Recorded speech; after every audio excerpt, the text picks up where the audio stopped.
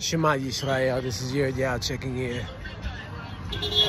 Looks like the network is down, so I can't pay my power bill or put prepaid credit on my power bill.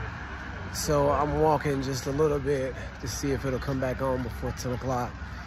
But if it doesn't come back on before 10 o'clock, then we are stuck like Chuck. But we should be all right. We should be able to make things work out. We got enough to last tonight. We left off on the last video talking about the Israelites and talking about the Gentiles and the responsibility the Gentiles, in particular, you know, the Caucasian Gentiles, the responsibility that they have towards Israel.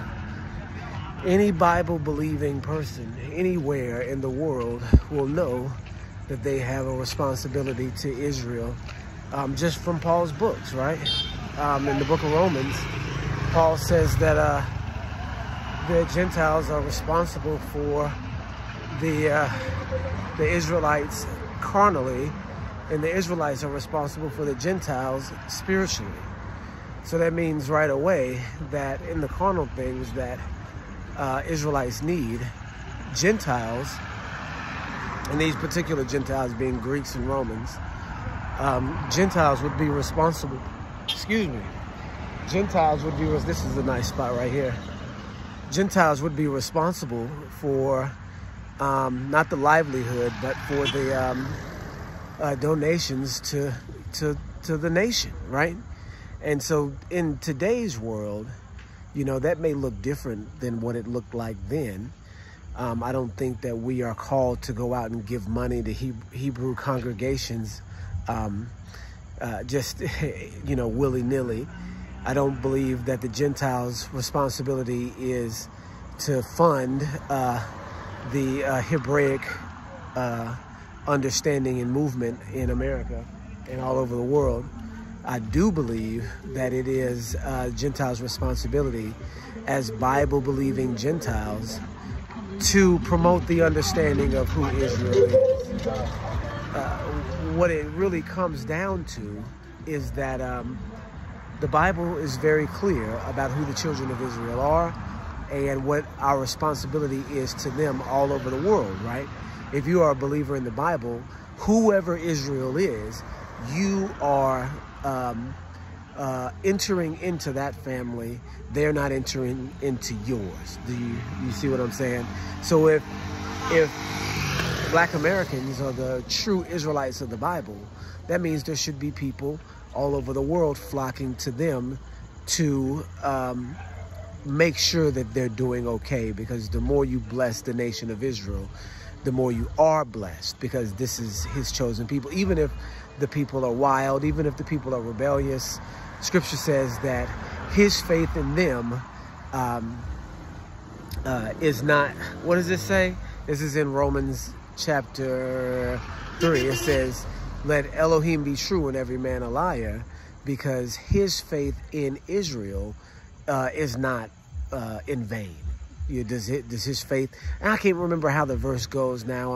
I'm tripping. My boys are gonna get on me that I can't remember how this verse goes. But the concept is that Elohim has faith in us, and his faith is not misspent in having it on us, even if we did not believe. It says, what if some didn't believe, right? Does the faith of Elohim make something of none effect? Elohim forbid. But let Elohim be true and every man a liar, right? And so this is the concept that we know lots of Israelites don't believe they're Israelites. We know lots don't know. We know lots half know. So the responsibility of the Gentile person that does know, that is in the Scripture, that can read just like I can read, right? We didn't come into this information not reading the text. I'm reading the text just like you are, and we can see whose history aligns with the text, right? And so since you understand just like I understand, and the people that do understand, their responsibility is to promote the understanding of who Israel is. That way there can be some blessings if there are people in positions to bless. There can be some donation. There can be some understanding in the world. Because since you have the understanding, and you're coming from a position of authority in the world today, because we know that the white man has authority today, we know that if a white man says it, or a white woman says it, it'll go further than if we say it about ourselves. That's true about anything. You say what you want about yourself, but when somebody else says it, it rings truer. We understand that. So the people who rule the world now are the people of the Caucasian persuasion. So those that do understand this, the onus is then on you to be a mouthpiece for the nation, when as of right now, we don't really have one, right? We don't have a person that's going to stand up and say, hey, we're all Israelites and we need to behave as a nation, right? We don't have any of that. We don't, there's no celebrity, there's no mainstream person anywhere that's going to say that. Anywhere, anybody, right? You can even look at what Kanye West is talking about.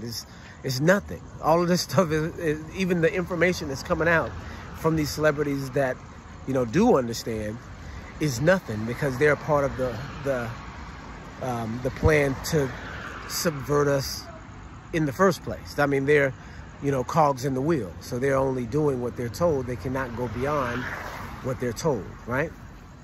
And so we know this, we understand this. That means that you Gentiles, the ball is in your court, right?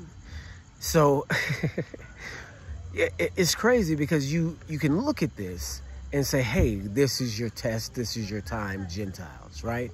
We know during the time of Mashiach, the Roman centurion, he said that there's no greater faith in all of Israel. Do you see what I'm saying? Because he had to condescend to a level that he shouldn't have had to, being a Roman centurion. He had to condescend. He had to go all the way into the city, right, in order to get his salvation. He had to go all the way into the city to get his salvation. Scripture says that I have set you to be salvation to the nations. And so the nations should understand that, hey, this individual, this Israelite, is set for our salvation, right? That's his responsibility to us, for salvation is of the Yahudim, right? Jeremiah 4. So we understand this. Acts 13, I've set thee to be salvation unto the nations, right? We understand this. We know this about ourselves. And a lot of us, that's what we do. A lot of us are out on the corners that are not preaching hate, that are not preaching Edom, right? We know he's Gog, not Edom. A lot of people don't. We do. You see what I'm saying? So it's not a secret. It's not, some sort of, the word is nigh unto you. It's not over the sea. It's not up in heaven. It's nigh to you. No matter who you are on this earth today, it's nigh to you. So you have no excuse